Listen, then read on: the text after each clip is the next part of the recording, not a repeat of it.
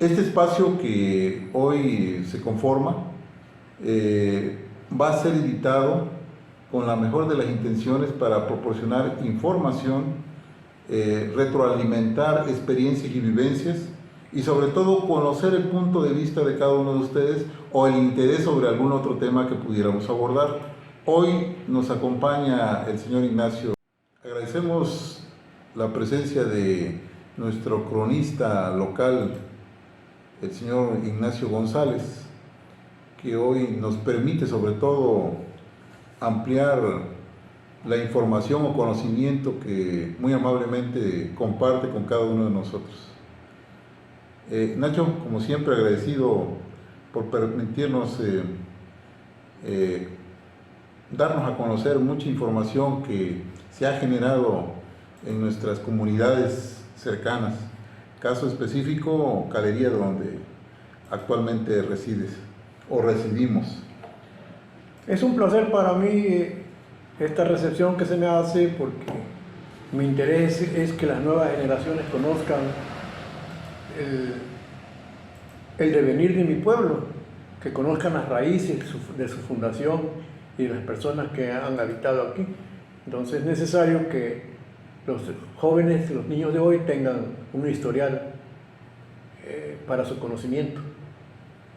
Muy bien, sabemos que siempre estás en la mejor disposición de compartir tus conocimientos, algunos de vivencias, otros recopilados por información como autodidacta que eres, y eso nos da mucho gusto porque compartes con cada uno de nosotros tu información. Hoy estamos enmarcados por la pandemia, hoy estamos enmarcados por las amenazas de las guerras y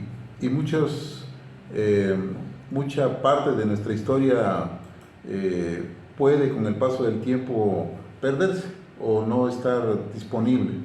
Por eso es que es importante que personas como tú podamos compartir todo este tipo de información con quien nos permite ver.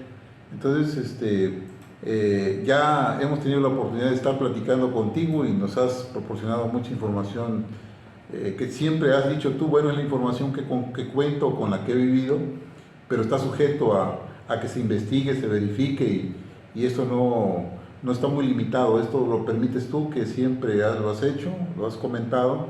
Podamos seguir obteniendo información que fortalezca y enriquezca lo que tú bien nos comentas.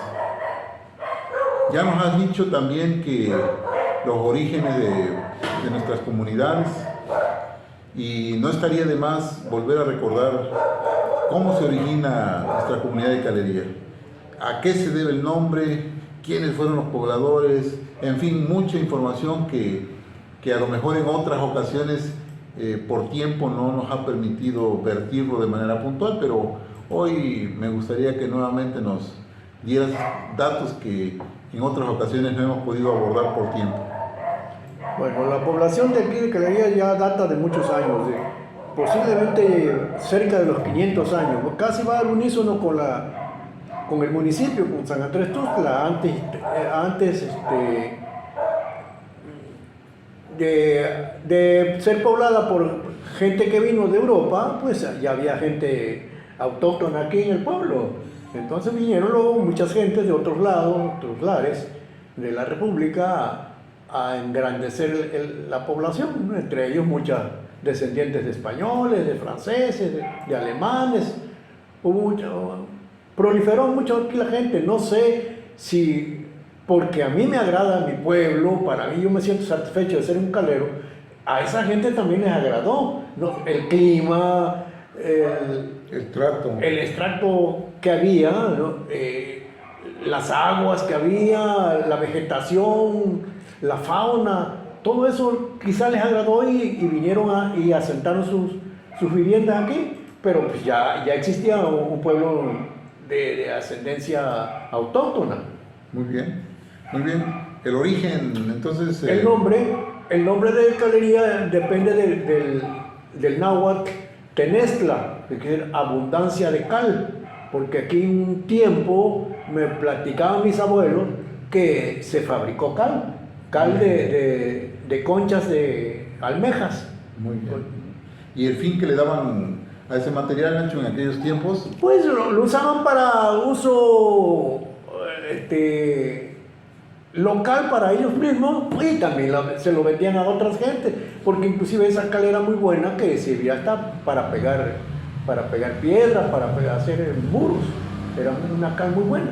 Fíjate que al mencionar el origen de la cal, pues eso también nos da como indicador de que aquí hubieran asentamientos, por así decirlo, vestigios de lo que fue antes mar. Esta zona estuvo ocupada por mar, sí, por aguas, y cuando por algunos procesos que se dieron en la tierra, bueno, quedaron esos vestigios o reservas ahí acumuladas que fueron aprovechadas para la utilización del cal. Porque la cal surge de la concha y de cuestiones marinas. Y de algunas piedras. De algunas piedras también, exacto. Las colindancias, Nacho, ¿cómo estábamos y cómo estamos actualmente? Bueno, mi pueblo ha crecido muy poco territorialmente porque no fue un ejido, eran propiedades, entonces estaba un poco limitado. Creo que me parece, no tengo el dato exacto, pero me parece que el casco del pueblo abarca como unas 5 hectáreas nada más. Ya. Entonces, y sus colindancias son al norte con la población de Ciguapa, que fue una ex hacienda. ¿Hacienda de quién? Hacienda ¿Habitada por quién? Habitada por estuvieron trabajando las familias Carrión y unos alemanes, ¿no? Eran alemanes que todavía existen hijos y nietos de esos señores. Okay. Para el sur estamos limitados con el río Grande, que es una vertiente del lago de Catemaco. Bien, Nacho. Para el oriente limitamos con el ejido y población de Matacapan. Y para el poniente, con una parte del ejido de Ciguapan y el predio de Izviapan. Y colindábamos con San Andrés por el camino real Santa Clara. Que actualmente lo tenemos. Ajá, que ya lo tenemos. Ok. Oye, hablando de aguas, los pozos, ¿cómo eran? ¿Cómo aprovechaban? ¿Cómo obtenían su agua para sus usos o actividades principales de cada familia? Bueno, como te dije, este poblado fue habitado porque teníamos suficiente agua. Tenemos 2 ríos principales que pasan por que vienen de la Laguna Encantada y otro que nace allí en Ciguapa, llamado el río Petacalapan. El otro se llama el río de la Laguna. Y tenemos otro que venía de Izviapan y se juntaba en un lugar muy conocido para nosotros los niños y ahora desapareció, que se llamaba el Salto Caliente. Había el Salto Caliente y el Salto Frío. Okay. Entonces había perdón que te interrumpa, ¿por qué los nombres de Salto Caliente y Salto Frío? Porque el Salto Frío venía de unos pequeños nacimientos aquí de Ciguapan y sus ameles o el nacimiento pues era muy fresco y el otro venía de una zona más pantanosa y el agua era tibia. Ok. Los pozos, ¿cómo utilizaban, cómo le daban uso a los pozos antes? Bueno, que yo conozca pues yo tengo 82 años de edad y en mi infancia yo lo único que conocí fueron tres pozos. De don Feliciano Herrera, de mi abuelito Alfredo Martínez y un pozo que había en la vivienda, atrás de la vivienda de la familia Turren Isla. Era un pozo que le sacaban el agua por bombeo, una bomba mecánica, manual, ahí extraían. Los otros pozos eran más pequeños, más bajitos y se extraía el agua con garruchas. Ok. Oye, pero eran 3. Pero teníamos nacimientos o ameles. Exacto. Uno que está en la parte sudoeste, más bien 2, el Ojo de Agua y la otra que le llamaban la Guadalupe. Luego teníamos otra en el predio escolar, ¿no? Que le llamaban el Ojo de Agua de la escuela, así se le conoció. Okay. Y otro en Tilapilla. Que todavía hay vestigios, ahí todavía se conservan. Todavía se conservan esos 4 nacimientos o ameles. Información que tengamos de las primeras familias que poblaron esta comunidad de Calería actualmente. Como te dije ya, antes había un asentamiento de gente nativa, pero vinieron a engrandecerlo, pues después ya que fuimos conquistados por los españoles, vinieron mucha gente de Europa, ¿no? De los peninsulares, de Francia, de Alemania, de varios lugares, y inclusive aquí también ya después, en otros estados había muchos pobladores que llegaron aquí, entre ellos hace más de 200 años llegaron mis ancestros. De lo que yo tengo una noción y tengo la genealogía es de mis bisabuelos y tatarabuelos, pero sus abuelos de ellos vinieron de Oaxaca a acrecentar en la familia Fermán y la familia Martínez, y de ahí vinieron mucha gente de otros lugares. Vinieron unos de Michoacán, familia González Ochoa, vinieron otros familiares míos también que vinieron de Chihuahua. O sea, se empezó a poblar el lugar de mucha gente de otros estados. Pero ya eso ya tiene más de 200 años. Pero ya el poblado ya estaba fundado quizá 200 años más antes. Oye, interesante, fíjate que esto nos permite también puntualizar algo que se ha perdido, o considero que no lo hemos tomado en cuenta de manera importante. ¿Por qué? Lo que conocemos como el árbol genealógico. Muchas veces aquí hay mucho parentesco, y en las comunidades se presenta mucho parentesco, pero se desconoce. Entonces, ¿qué nos puedes decir de la importancia de todo eso? Pues la mayor parte de aquí del poblado de Calera todos somos familiares. Es importante sí, conocerlo. De primera, segunda, tercera generación. Y pues yo acostumbro con mis hijos, mis nietos, mis bisnietos, decirle, mira, fulano es tu... Oye, pero no llevamos el mismo apellido. Bueno, no lo llevamos porque las damas se casan y pierden su apellido. Pero somos de la misma familia, porque fue un árbol, una rama casi son aquí en el pueblo. Entonces todos estamos apartados. De allí viene la salutación de que le dicen el tío fulano, la tía fulano, porque casi todos éramos familia, ¿no? El término utilizado comúnmente. Utilizado. Y en la cuestión de buenas costumbres, también se acostumbraba decir, ya ahora no se dice, pero anteriormente yo recuerdo cuando yo era un niño todavía pedíamos la bendición al padrino, al hermano mayor, que se le llamaba Gogo, a la hermana mayor se le llamaba Pipi, a los tíos, se les pedía la bendición, pero le decía uno la mano. Ellos extendían la mano, uno le tomaba la punta de los dedos de la mano, se la besaba y nos decían Dios te bendiga. Okay. Entonces era una costumbre. Y por lo regularmente, por las tardes, al estarse ocultando el sol, si nosotros andábamos como niños jugando en el patio o en la calle frente a donde vivíamos, teníamos la obligación de entrar a la casa a pedir la bendición porque estaba terminando el día. Eran buenas costumbres que nos enseñaron en esa época. Ya se han perdido, ¿no? Pero yo todavía las recuerdo porque yo todavía así me acostumbré. Muy bien, pero también son valores humanos. Claro, son valores. Y que eso sirve mucho a la sociedad actualmente y que debemos recuperar. Que cívicamente nos satisfacen, ¿no? Al menos yo estoy satisfecho de haberme criado de esa manera. Claro, no, y sobre todo hay una mejor convivencia y respeto, Exacto. Que es un valor humano, el respeto, y que debemos de preservarlo o procurarlo en ese sentido. Oye, me interesó el término Pipi y Gogo.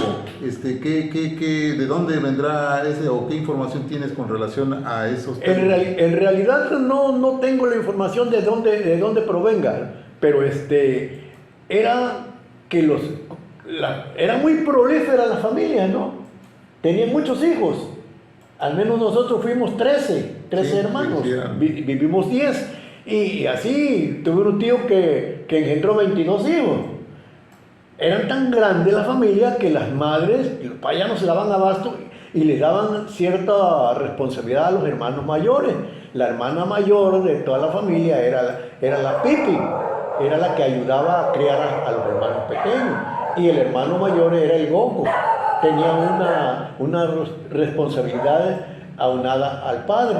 Interesante, pero fíjate que aunque no se tenga la información, creo que se puede hacer un exhorto, una pauta ahí para que los investigadores, los trabajadores sociales, los antropólogos sociales, los jóvenes que están haciendo su servicio profesional o de carrera, puedan abordar temas de estos que son de gran interés, porque conocer nuestros orígenes es saber de dónde venimos y a dónde vamos. Y a dónde vamos. Entonces eso es siempre tener los pies en la tierra, porque eso nos identifica como personas que podemos reconocer siempre esos elementos que nos enriquecen mucho.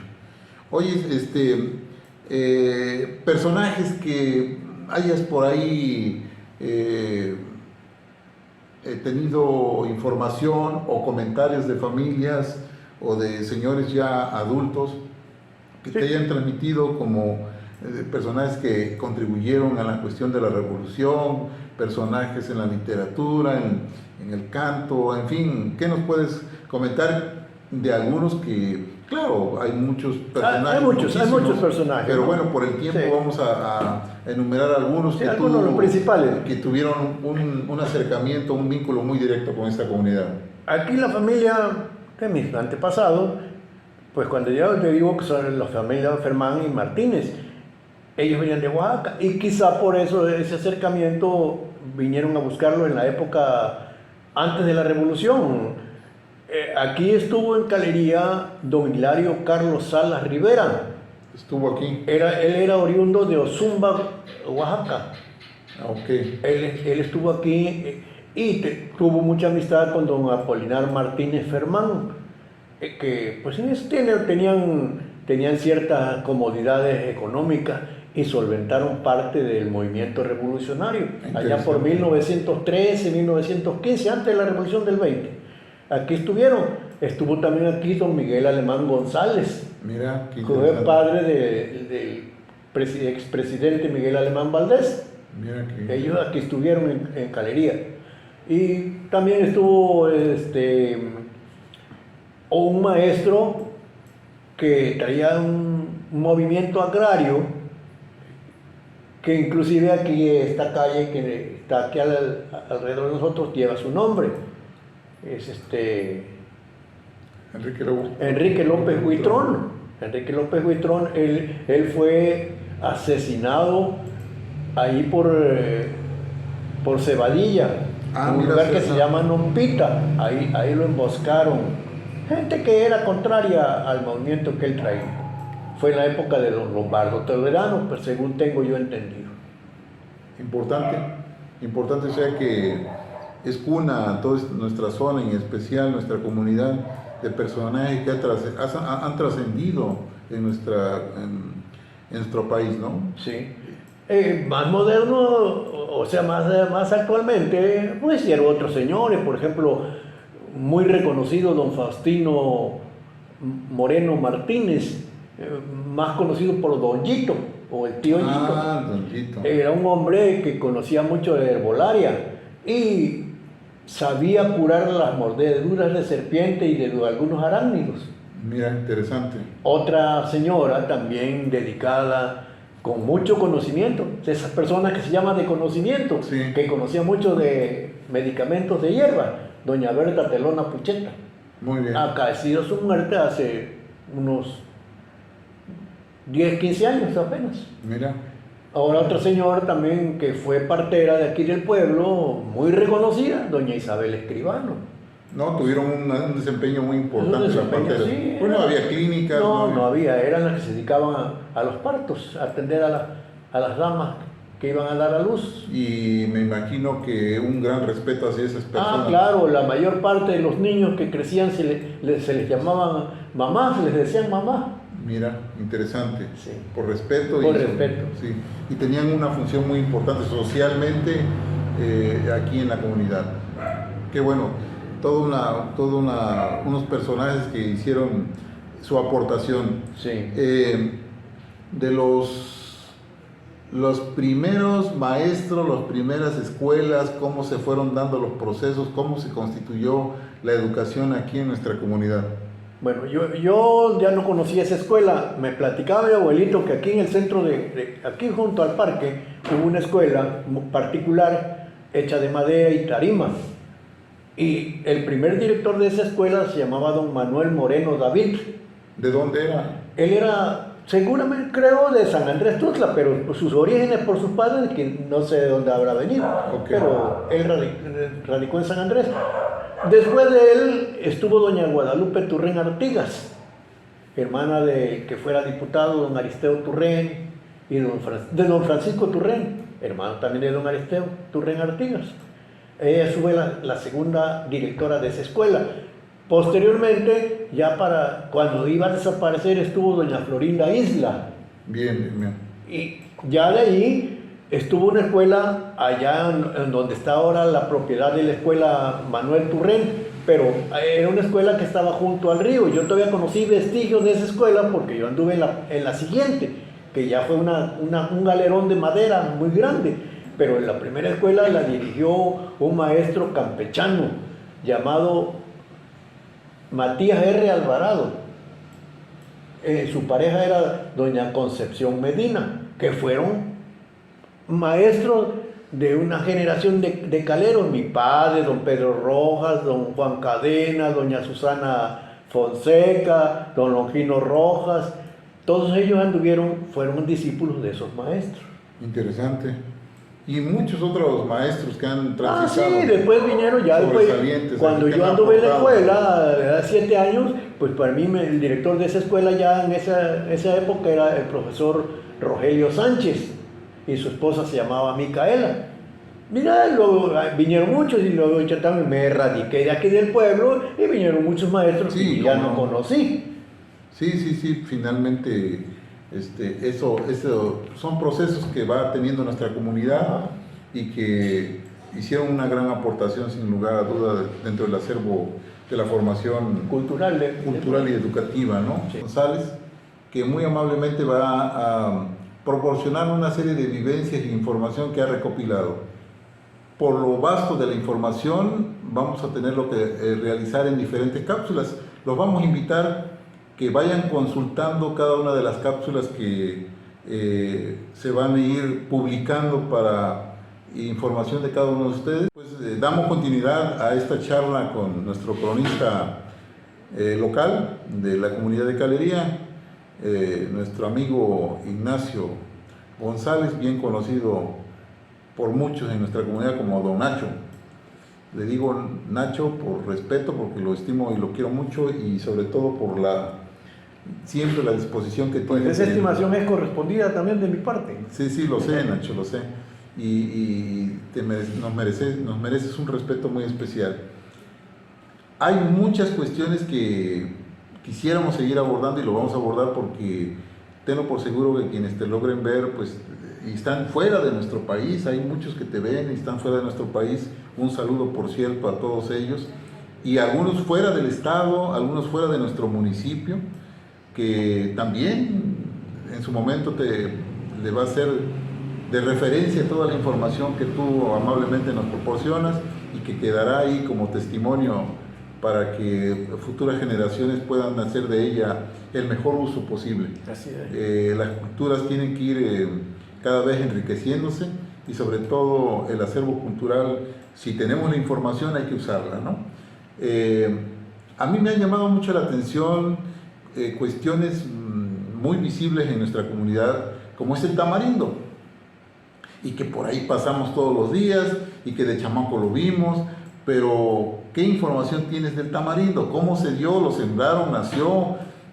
¿Cómo información que tú tengas o lo que tú hayas visto en tus tiempos, Nacho? Por favor. Los datos que tengo yo del tamarindo, que ese árbol debe tener como 150 años. Y la información que me comentó mi abuelito es que hay dos versiones de dos personajes que no puedo asegurar quién de los dos fue el que lo sembró, pero hay dos. Uno se llamaba Epimenio Fermán. Bien. Familia de los Fermanes de aquí, de los abuelos de ellos, que según sembró. Y otro se llamaba don Mauricio Estepan. Mauricio Estepan. Sí. También de aquí. Bueno, no, él era de San Andrés. Más bien era de por Palo Herrado, de por allá, un lugar que se llama ahora Bodegas, por allá.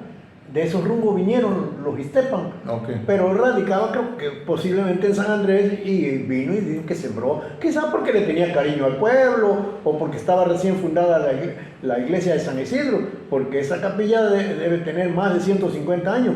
Creo que la primera imagen de San Isidro que tiene ya cumplió 150 años de haber sido hecha.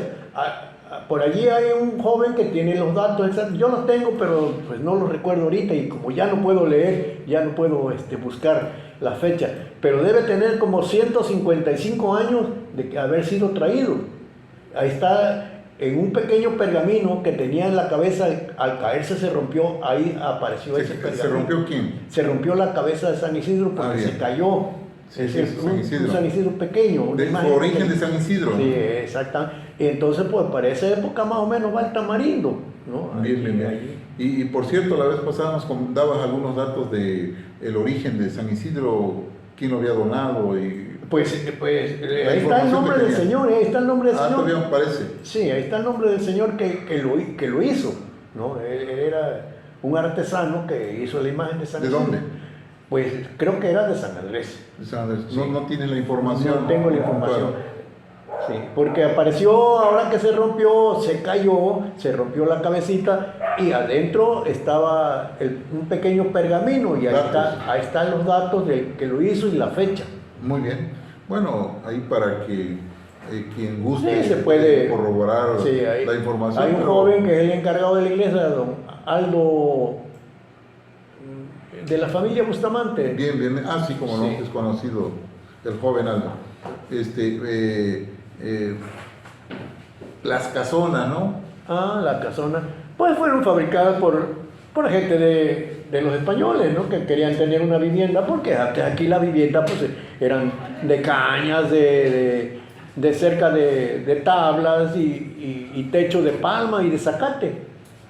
Entonces, pues tenía más, económicamente más solvencia y empezaron a hacer las casonas, que fueron 3 casas. La de los Turren, la casona que está aquí junto al parque, que ya tienen construida, fueron terminadas en el 1902, tienen 120 años. De construida. Determinada de construcción. Sí. Su construcción. Son 3, la casona esta, la de la familia de los Turren y la de los Fermán Martínez. Esas son Las tres casas grandes que hicieron aquí en Calerí. Muy bien. Oye, también un medio de comunicación que nos ayudaba mucho era el puente. El puente que estaban, o los puentes que existían aquí en nuestra comunidad. ¿Qué nos puedes platicar de lo que tú tienes de información? Mira, esos puentes tenían una peculiaridad. Yo no sé si te habían dicho eso, porque pues, desafortunadamente yo no estoy preparado académicamente, yo soy autodidacta que nomás terminé la primaria. Pero esos puentes fueron hechos en la misma forma, son de arco, con amarres de ladrillo rojo. Sí. No tienen, sus cimientos no tienen varilla, no tienen nada. Eran construidos con bloques de piedra y de laja. Y el arco, pues amarraba y es lo que le daba fuerza, la forma que estaban construidos. El puente que tenemos aquí a la parte poniente del poblado, ese fue construido hace como 100 años, de acuerdo al municipio con la población, porque antes se acostumbraba mucho los famosos tequios. Y en ese camino que nos colindaba con la cabecera municipal, llamado el Camino de Santa Clara, y ahí era la entrada al puente ese, porque los carros bajaban allá donde ahora actualmente están las albercas de los Morenos, por ahí bajaba el camino y salía acá donde está el Cetis ahora, por ahí salía por Isbiapa, y pasaban por donde está ahora una fábrica, un expendio de gas, y había allí una puerta que llamaban el molinete, era una puerta de molinete, un camino peatonal, pero a un lado venía un camino donde podían venir carretas y algunos vehículos ya motorizados, y entraban aquí a Calería por el puente ese. En ese tiempo fue construido también otro puente en las propiedades de don Alberto Turren, también del mismo estilo. El otro acá en la parte sureste del poblado también, otro 3, y el de Matacapan, del mismo estilo y de la misma época. Mira, o sea, fueron hechos en el mismo tiempo. Sí, casi en el mismo tiempo, sí, casi. Oye, también nuestro parque, ¿no? Tiene sentido de ser y por qué fue seleccionado y su origen y todo el trabajo que hace. Este parque fue construido, no tengo exactamente la fecha, pero debe haber sido allá como por 1950. Yo recuerdo que tu mamacita ya tenía a tus 3 hermanos mayores, a Juan, a Mauro y a Álvaro. Estaba pequeño todavía, Álvaro, que era mi edad, estábamos pequeños, unos 7 u 8 años. Ella fue la que puso la primera piedra del muro. De aquí del Parque de Calería. Del Parque de Calería. Y al medio había una plancha nada más y luego empezaron a construir el kiosco, pero no tenía techo. Tanto que peyorativamente la gente le decía el queso o el sombrero carrete. Y ahí se hacían los bailes. Posteriormente ya... Con marimba, ¿no? Con marimbas. Sí, con marimba. Y ya posteriormente San Andrés Tuxtla, cuando renovó su parque, su kiosco, donó el techo que era de lámina y se le puso aquí al Parque de Calería. Y los que iniciaron ese parque fueron, pues, de que yo recuerde, un señor de don Pomposo Fonseca y Frumencio Jiménez. Ellos fueron los... Mencho, más bien conocido por el Mencho, sí, carnicero. Ellos fueron los de la iniciativa de construir ese parque. Oye, también hay una parte muy importante. Nuestra comunidad se ha visto afectada también por enfermedades, por pandemias, cosas por el estilo que hoy es común verla, pero antes también tuvimos algunos problemas. Y ¿cómo se dieron esos problemas o cómo se atendían esos problemas antes, que no había mucha disposición de la salud pública? Y cómo se abordaban esos temas a nivel familiar, casero, y cómo se fueron dando o fue dando origen a las clínicas posteriormente. Sí, pues aquí en Calería hubo una pandemia en una época, yo no recuerdo, me platicaba mi abuelito que hubo la famosa viruela, sí, que fue una pandemia también y murió muchísima gente. Yo no tengo conocimiento de, pero así muy erráticamente supe que había un panteón que hasta la fecha se conoce ese predio como el Panteón Viejo. No sé si hayan enterrado gente allí o a dónde la enterraban, porque Calería no tenía panteón. Todavía para 1922-23, que murió mi abuelita, la mamá de mi madre, la enterraron en San Andrés porque aquí no existía el panteón. El panteón que hay actualmente lo consiguieron un grupo de damas de aquí de la comunidad. Eran 6 o 7 damas que le pidieron el terreno a don Manuel Turrén y él fue el que donó donde está actualmente el panteón, en la parte sur de la población.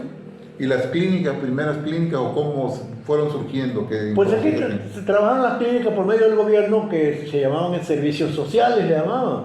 Aquí vinieron gente de otros lados, inclusive una señora de San Andrés, estuvo trabajando mucho por el pueblo de Calería, doña Fidela Porres de Alonso, ¿no? Contribuyó mucho, y luego vino una damita de la Ciudad de México y vino a engrandecer más y fundaron los primeros kinder y las primeras clínicas que se dieron servicio aquí, y luego vinieron algunos médicos, vinieron a hacer su servicio social. Entonces ya empezaron a llegar a hacer servicio social, a atender a la gente.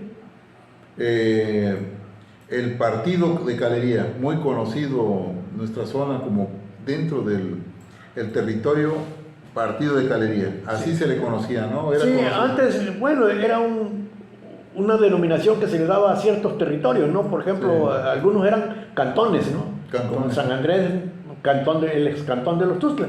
Y aquí Calería tiene un partido que abarcaba desde la colonia de lo que hoy es la Ruiz Cortines, se llamaba Calería Alto, abarcaba toda esa parte de... Y así sigue apareciendo todavía. Sí aparece, se registra en los documentos viejos, así aparece. Sí. Parte de la Laguna Encantada abarcaba lo que es hoy Pueblo Nuevo, Belén Chico, Belén Grande, colindaba con Rancho Apan y al sur con Río Grande. y acá con el ejido de Matacapa. Ese era el partido de Calería. Ese Era una gran porción que se fue perdiendo, pues no sé por qué hubo desidia o el gobierno se lo repartió a otra gente, no sé.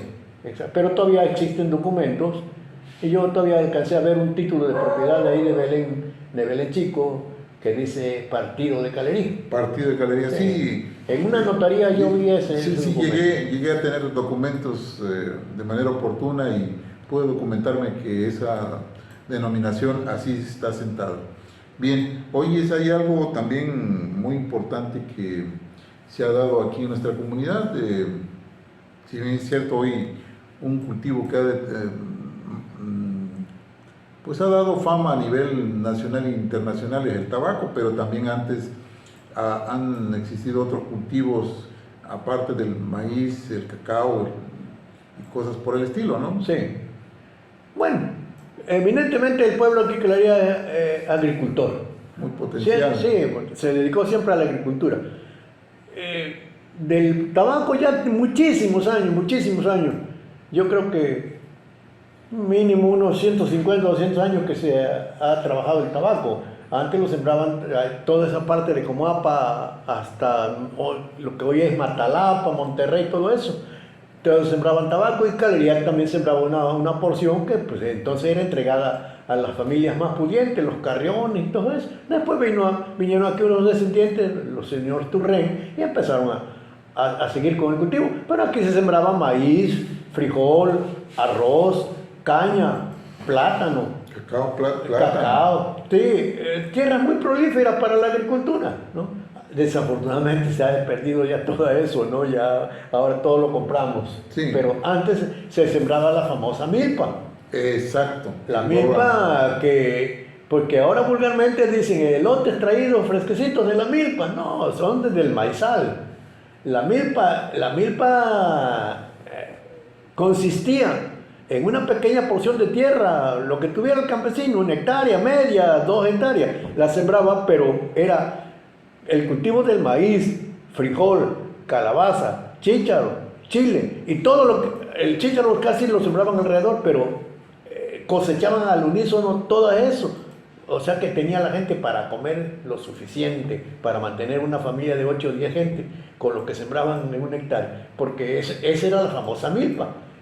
La variedad de todos esos cultivos. Eso es lo que se llama milpa. Exacto, muy bien, y sobre todo que eso nos da pues una biodiversidad que hace que haya un equilibrio de insectos, de organismos vivos ahí y que no se rompa ese equilibrio que hoy lo hemos hecho. Técnicamente se llama, hoy lo que se hace es monocultivo de un solo cultivo. Y antes era policultivo de varios cultivos que nos permitían primero abastecernos sanamente, porque sin químicos, sanamente nos alimentábamos o se alimentaban nuestros primeros habitantes en esta comunidad de manera sana y que necesitamos rescatar. Exactamente necesitamos. Hay cosas que nos han beneficiado y hay cosas que nos han perjudicado. Por ejemplo, los agroquímicos han venido a fastidiar lo que es la agricultura. Yo recuerdo que de niño en el tabaco se daba como es natural, así es la naturaleza. Un animal vive de otro o de las plantas, ¿no? Antes me acuerdo que se desgusanaba porque da un bicho, en el tabaco se cría un bicho, un gusano. Gusano del tabaco. Y sí, el gusano del tabaco, pero lo quitaba uno a mano. Sí. Iban niños, mujeres a andar desgusanando, quitaban unos gusanos. Y ya con los agroquímicos, pues se han muerto muchos insectos que ya no aparecen, las mariposas, las libélulas, las cigarras, todo eso ha desaparecido. Chicharras y todo. Las cigarras, sí. Y las libélulas tan hermosas, había unas verdes, otras azules, unas rojas, hermosísimo, poblaban aquí en los arroyos, ahí por donde tú vives, ingeniero, ahí proliferaban todos esos animalitos, ¿no? Es cierto. Sí, era una belleza. Una riqueza. Sí, una belleza ver toda una biodiversidad. Gran variedad de insectos, ¿no? Inclusive hasta la abeja melífera ya se ha acabado con tanto insecticida.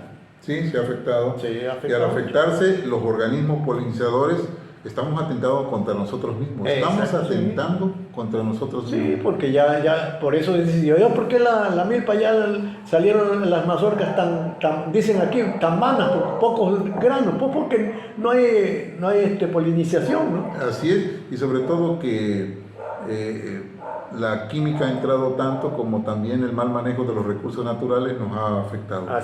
Agradeciendo la participación de Nacho González, nuevamente estamos en contacto con cada uno de ustedes. Nacho, hay mucha información que se nos puede escapar, pero bueno, estamos procurando hacer una remembranza de lo que, de tus experiencias con la información que has acopiado y que eso nos es de gran valía. Yo recuerdo de niño, cuando participé en la escuela primaria de Zihuapa, que en el recreo era muy común ir a la empacadora de Zihuapan por hojas de banana, decíamos, que era la etiqueta que antes se utilizó para el proceso de las latas de envasado de plátano. Eso nos demuestra la importancia. Y de piña. Bueno, yo sabía que era de plátano en su momento porque traía un banano, una penca por ahí de plátano. Sí. Entonces, pero era un acontecimiento que los mayores de otros grados ingresaban a esa instalación, y me imagino que en algunas cajas sacaban, donde había quedado, muchos fajos de material que nos servía para hacer tarea.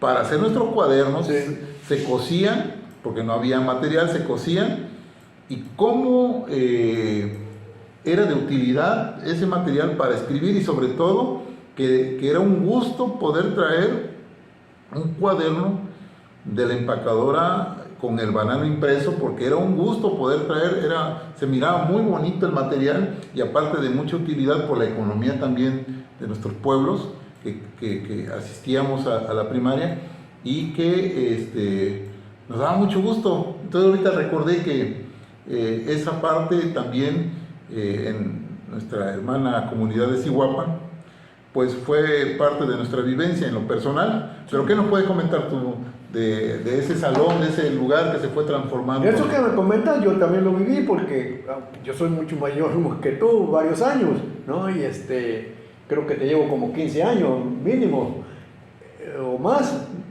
Y yo también llegué y todavía llegamos a probar frutas que todavía estaban en buenas condiciones. Ah, mira, sí, yo ya no lo hice. Eso desapareció cuando se salió la Laguna Encantada. Ah, ya. Fue el 31 de diciembre de 1939 que se salió por segunda vez la laguna. Ah, que ya había... Sí, ya anteriormente, el 20 de noviembre del 32, fue un intento de que rompió el muro de tierra de la laguna, pero se volvió a tapar, ¿no? Y hasta el 31 de diciembre del 39 fue cuando ya definitivamente se rompió esa represa que había, y afuera que empezó a surgir el río que pasa aquí por nuestro pueblo.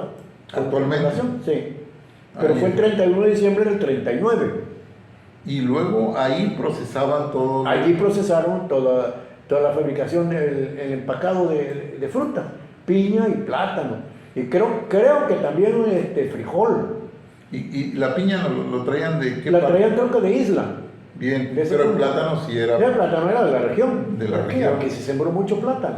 ¿Y cómo era la presentación? ¿No recuerdas el proceso? ¿Rebanadas, molido? ¿Cómo era? No, ya no recuerdo. La piña sí, la piña era en rebanadas. En rebanadas. Del plátano no recuerdo, porque como pues es una fruta más frágil, yo creo que se deshizo, ¿no? Pero la piña entonces se conservaban algunas ruedas de piña y trozos. Bien.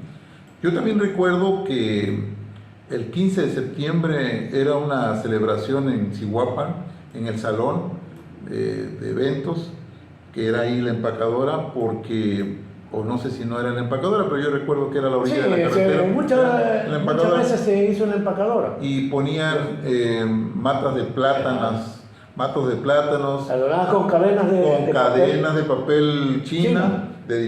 de los 3 colores de nuestro... Inclusive a eso lo ponían a las niñas y a los niños a hacer las banderas y a hacer las cadenas. Las niñas hacían las cadenas y los niños hacían las banderas y nos mandaban a buscar. Me acuerdo que aquí en el Panteón de Calería había una varita. No recuerdo cómo se llamaba la planta esa, pero una varita derechita y cortábamos y llevábamos el rollito de varillas de esas, que era el asta de las banderitas para hacer el desfile. ¿Cómo, qué contraste, ¿no? Cómo utilizábamos nuestros propios recursos sin alterar y sobre todo sin depender mucho de inversiones, ¿no? Sí, pues todo lo conseguíamos en el campo, la mayor parte de cosas las conseguíamos. Se miraba muy bonito, recuerdo celebrar el 15 de septiembre en Zihuapan, era muy bonito, todos estábamos muy contentos esperando las fechas, ¿no? Inclusive, tanto era la pobreza y de que no existía mucho material didáctico. Me acuerdo que había unas plumitas de acero, unas que eran como una manita y que se mojaban en un tintero. Sí. Inclusive nos enseñaron a hacer la tinta, nosotros, las fuchinas y alcohol. Mira, Hacíamos el color morado, el azul, el negro, el rojo, todos esos colores nos enseñaron ¿En a la hacerlo. escuela? En la escuela los maestros nos enseñaban. Y escribir, y a la plumita se la poníamos en un carricito. Íbamos al campo y había muchos carricitos que los pitaba uno, habría unos tantitos, pitaba uno y ahí los amarraba uno con un hilo y eso era lo que nos servía para escribir. mira, interesante. Le decían en ese tiempo los cabos, ¿no? Ya los vendían algunas papelerías, pero aquí nosotros en la población a nivel comunidades usábamos los pedazos de carricito. Interesante. No cabe duda que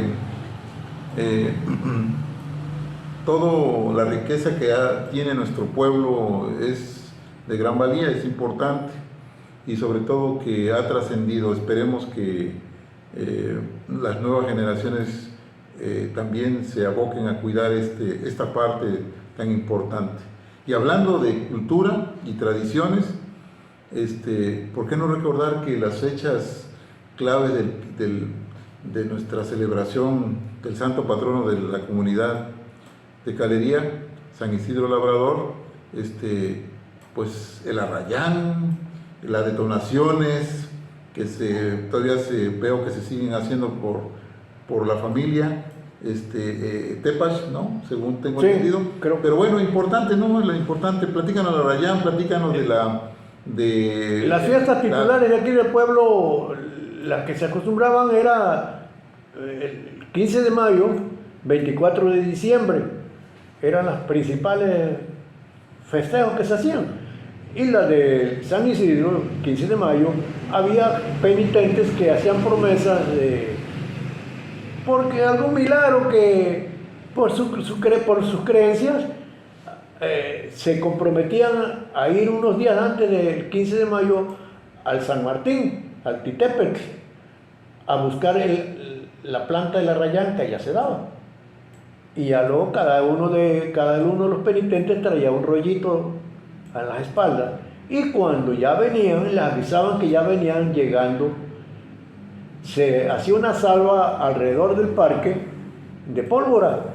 Y al final, frente a la iglesia, frente a la capilla, ahí se detonaba un cañón. Entonces el artillero era Leopoldo Martínez Gómez y Francisco Baxin García. Cualquiera de esos dos eran los que hacían... Cuidaban, eran los responsables. Eran los artilleros del cañón, eran los que lo cargaban de pólvora, le ponían papel, laja y no sé qué más, y una mechita. Y ya tronaba el cañón, eran que ya venían, ya anunciando, llegaban y sonaban las campanas porque ya venían los arrayaneros. Llegaban, les hacían su misa y les hacían una comida de bienvenida. Y ya entregaban el arrayán ahí a la iglesia. Así comenzaban las fiestas. Y el cañón ese lo consiguieron 3 personas que trabajaban con un señor de Alvarado, radicado en San Andrés, llamado don Manuel Zamudio. Y ese cañón lo consiguieron José Leopoldo Martínez Morales, José Alfredo Martínez Morales, mi abuelo, y el papá de don Manuel Hernández Acua, no recuerdo su nombre del señor. Esos 3 personajes trabajaban con ese Manuel, a él les donó el cañón y el que le hizo el agujerito para meterle la mecha fue un señor que tenía una fragua en lo que hoy es la 20 de noviembre en San Andrés.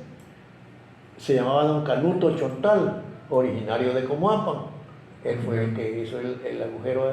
Y ese cañón lo tuvo en custodia mucho tiempo, lo guardó, porque dejaron de usarlo, lo guardó el señor Rosendo Fonseca Cadena, más conocido por Ricardito. Ah, sí, don Ricardito. Él lo Un conservó, personaje. sí, y un servidor investigando supe que él lo tenía. Y en una plática le dije, le sugerí, ¿por qué no nos donas, nos entrega el cañón para hacerle un nicho y un documento donde diga cómo fue adquirido, por quién y para qué se usaba? Claro. Entonces él me dijo, te lo voy a entregar a ti, porque yo a ningún, me dijo una blasfemia en ese momento, a ninguno se lo entrego, pero a ti te lo hago responsable. Y me lo entregó a mí esa vez que fui por él a su hogar. Fui acompañado de un señor que acaba de fallecer hace unos días, don Feliciano Tornado Minquis, y entonces era... Más conocido por Chanito. Por don Chanito, sí, se llamaba Felipe Mateo Tornado Minquis, más conocido por don Chanito. Él me acompañó, y el otro que era, en ese tiempo era agente municipal, era Valentín Oli. Y yo, como siendo autoridad, le dije, Valentín, mientras no le hacemos el nicho, lo pongo en tus manos para que lo tengas en la agencia municipal, consérvalo. Y todavía hace unos días, será unos 2 meses, platiqué con él y él me dice que lo tiene. Pero yo he oído que la familia Tepas detona ese cañón en la fiesta de San Isidro. No sé si sea ese mismo, que se lo haya dado él, o sea otro. Pero a mí me dijo Valentín que él lo tiene y estamos tratando de que nos lo entregue para que sea conservado en la agencia municipal. Qué bueno. Para que la gente lo conozca. Claro, es un baluarte, ¿no? Sí. Sobre todo... Es una reliquia. Eso sí, por la historia que tiene pues es meramente simbólico, pero es muy importante, ¿no? Sí. Para la comunidad. Pues qué bueno que así como esos, ¿cómo es que llegan los toros a Calería en las festividades? ¿Qué información tienes? Esa fiesta es muy vieja. Mi abuelito tuviera a la fecha sobre 135, 140 años de edad. Cuando yo abrí los ojos de unos 4 o 5 años, ya mi abuelito tenía más de 60 y tantos, y yo tengo ya 82. Y él me platicaba que el corral de toros para la lidia, bueno, más bien era para monta, no tanto para la lidia, era para monta. Era allí donde ahora es el chamizal. Ahí hacían el corral. Ese terreno era de un señor que se llamaba Joaquín Carrión, era oriundo de Veracruz. Ese terreno ahí quedó y lo dejó abandonado, se fue, quedó como ampliación del Fondo Legal de Calería. Esa es la historia del chamizal. Ahí hacían las corridas de toros. Ahí inició. Sí, ahí inició. Bueno, me platicaba mi abuelito que ahí hacían el corral para la monta de toros. Como parte ya complementaria de la festividad. Sí, parte de la festividad. Porque también una actividad muy... las carreras de caballo. Las carreras de caballo, Sí. pero también el guapango. El guapango, sí. Eso era, había gente aquí que tocaban la jarana, ¿no? Y venían de otras comunidades, yo recuerdo todavía eso. Venían de muchas muchas de comunidades. Catemaco, de Santiago Tuxtla, de varias partes venían y se unían ahí a los guapangos. Era una tarima de madera que hacían con resonancia porque a los costados le hacían unos agujeros para que saliera el sonido, ¿no? Sí. Y el zapateo pues, era muy hermoso. Yo todavía recuerdo haber visto bailar a mucha gente. Y el vestuario todavía El vestuario, muy sí, típico. Sí, muy típico. El hombre, el pantalón de mezclilla, chamarra a la yompa, Sí. y un pañuelo, un paliacate al pescuezo y su sombrero de 4 pedradas. Sí, de 4 pedradas. Y las mujeres, sus enaguas y un delantal que usaban, y sobre la blusa usaban, le llamaban ellos pañuelos, y le ponían aquí enfrente un seguro, y ya sea una prenda de oro o de plata para anular el pañuelo aquí al frente. Pero era unos vestidos muy hermosos, ¿no? Y lucían bastante. Lo típico. Lo típico. Sí. Sí.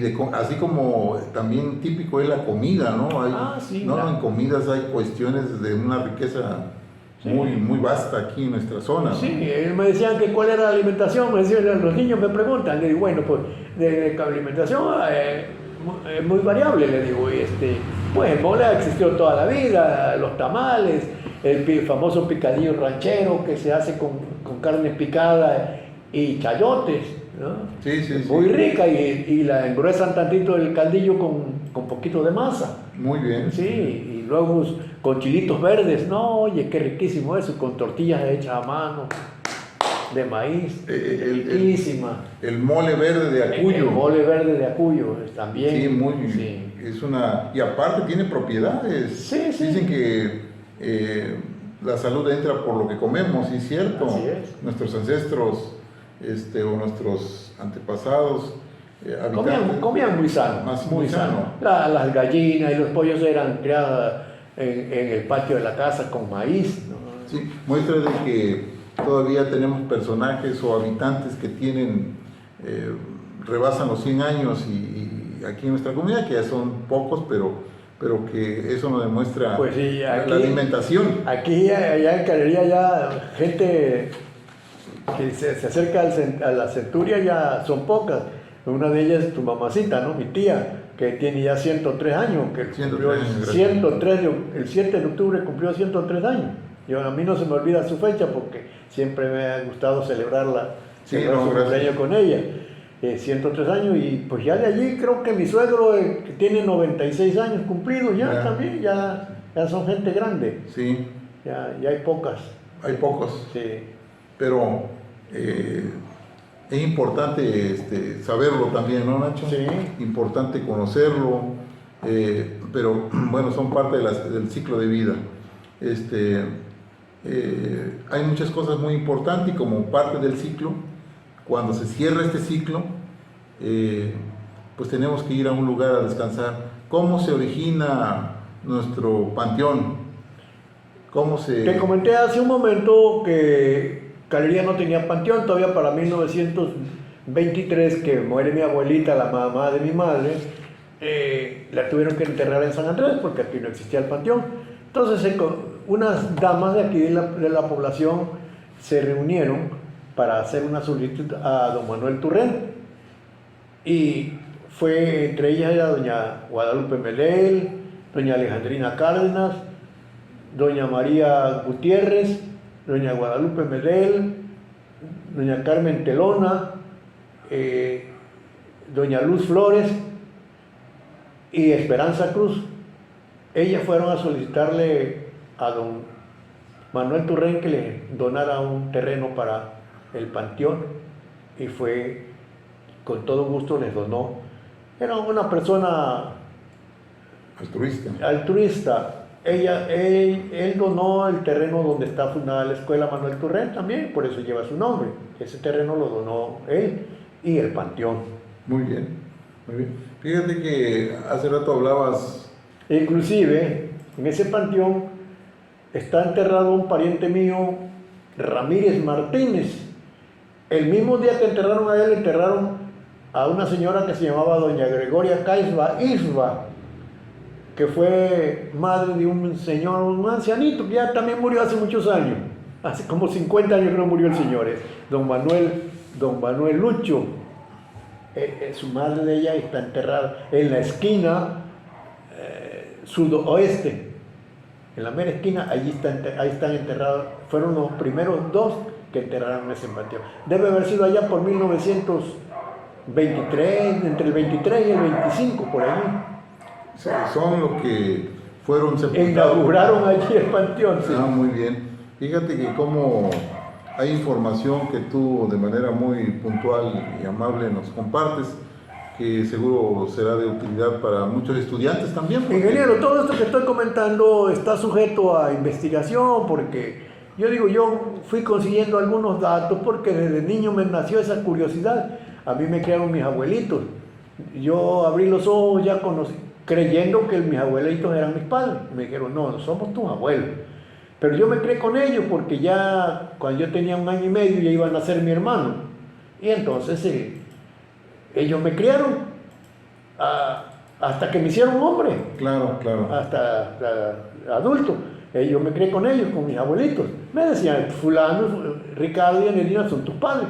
No somos tus abuelos, pero yo me crié con ellos. Y sus amigos de mi abuelo, pues eran puros ancianos también, de más entre los 60 y 70 años. Claro. Y yo les preguntaba a ellos cómo era cuando usted era niño, cómo era el pueblo. Y a la mamá de mi abuelito, que ya es una señora como de 80 años, te decía, abuelita Lupe, le decía yo, ¿cómo era cuando usted era niña? ¿Cómo? Y me empezaba a comentar. Inclusive, donde yo vivo, eso fue herencia de la mamá de mi abuelito Alfredo, él me lo donó. Dice que ese terreno le había costado, creo que 5 pesos o 7 pesos oro. Oro. Sí, en su época. Mira, fíjate.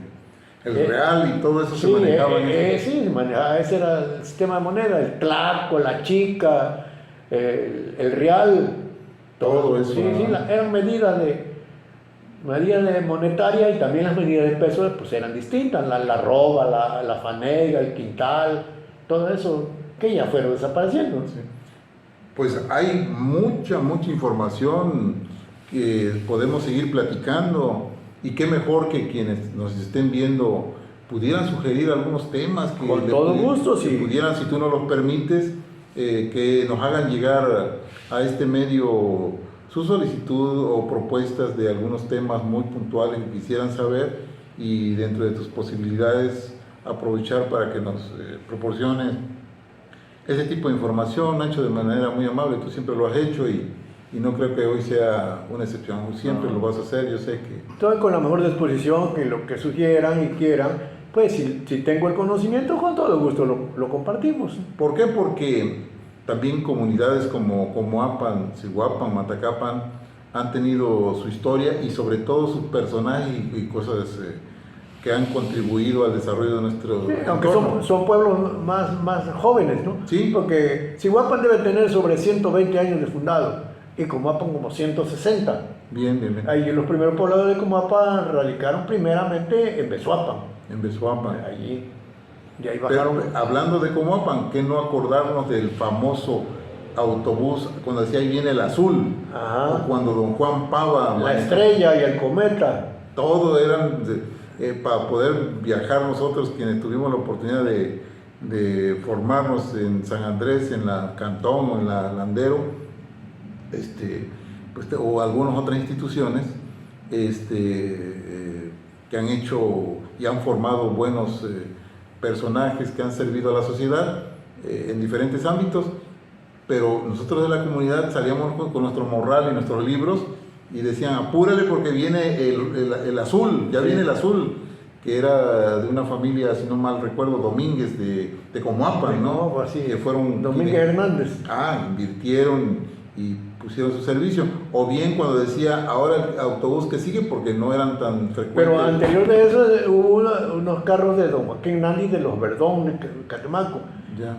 Inclusive aquí había un señor que peyorativamente le decía, fue cobrador, le decían el Poporopo. Era de apellido Ortiz también, era de Catemaco. Y aquí pasaba, pero pues eso yo era apenas, yo era un niño. ¿Autobús también? Sí, en autobús, yo tendría como unos 5 o 6 años cuando trabajaba por aquí. Inclusive yo llegué a trabajar con la familia de don Hernández Valencia, que eran hasta parientes de mi madre. Parientes. ¿Cómo no recordar el autobús de madera, no? Sí. Asientos de madera, su parabrisas de madera, contigo, su cristal, pero lo manejaba don Juan Pava. Don Juan Pava, cómo no, y con una calma y una paciencia pues Decía la gente, don Juan Pabá, hay que subir ahí porque él nunca choca. Pues, ¿cómo no chocar si manejaba como a 20 kilómetros por hora? bueno, tuvimos una oportunidad, Sí. pero bueno, hay muchos temas, el ramal, quienes utilizamos el ramal para diferentes razones, que es el tren. Sí.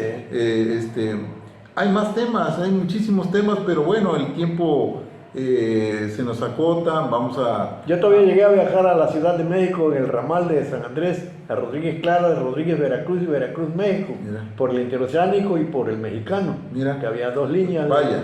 Sí. Y toda una cultura de las personas y que se desarrollaba un comercio interesante de intercambio y de productos y cosas por el estilo entre las comunidades y nuestra cabecera municipal.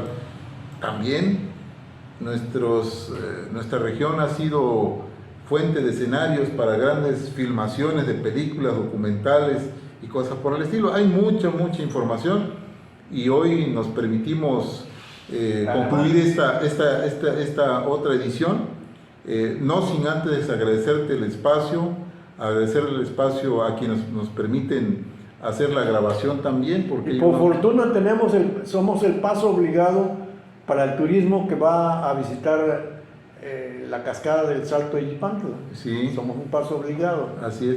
Y entonces hay tantos temas que abordar como hoy nos distinguen quienes vienen a nuestra comunidad a consumir los famosos y ricos tamales, que son muy ricos, pero también hay mucha información que generar ahí o generada que puedes compartir o podemos compartir con quienes nos permiten escuchar.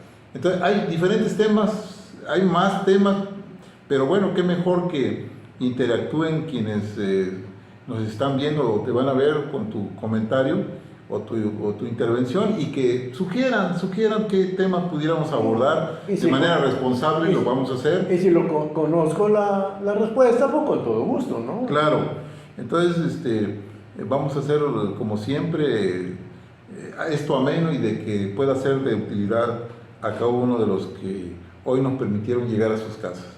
Un saludo a cada uno de ustedes, hay que seguirnos protegiendo, cuidándonos y deseamos lo mejor para cada uno de ustedes. Pues doy las gracias por el programa de Paisano a Paisano que me ha dado la oportunidad de estar con ustedes y les sugiero que si gustan se suscriban a esta página y puedan verme por YouTube o Facebook. Muchas gracias y esperando su respuesta.